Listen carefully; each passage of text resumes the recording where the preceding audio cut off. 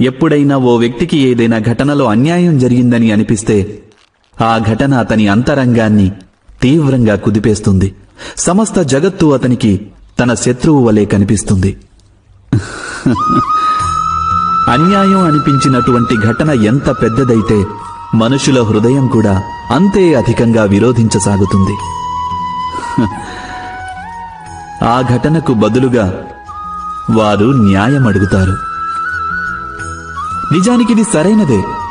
వాస్తవానికి సమాజంలో ఏ విధమైన అన్యాయమైనా వ్యక్తుల ఆసరాకి ఇంకా నమ్మకానికి వినాశకరం. కాని ఇంతకీ ఈ న్యాయం ఏమిటి?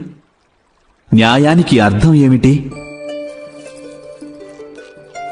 అన్యాయం చేసిన వారు తాము చేసిన దానికి పశ్చాత్తాపం చెందాలి. అలాగే అన్యాయానికి గురైన మనసులో మరలా సమాజం పట్ల విశ్వాసం కలగాలి. న్యాయానికి అర్థం ఇదేగా. కాని ఎవరి హృదయాలందు ధర్మం ఉండదో వారు న్యాయాన్ని వదిలేసి వైరాన్ని, ప్రతీకారాన్ని ఆశ్రయిస్తారు. హింసకు బదులుగా ప్రతిహింస అనే భావనతో సాగుతారు. తామనుభవించిన బాధ కంటే ఎంతో అధిక బాధను కలిగించ ప్రయత్నిస్తారు.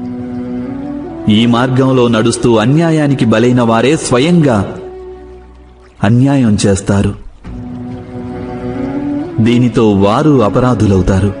అనగా న్యాయానికి, ప్రతీకారానికి మధ్య బహుతక్కువ అంతరమే ఉంటుంది. అలాంటి అంతరం పేరే ధర్మం.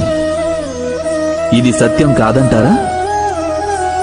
మీరే ఆలోచించండి.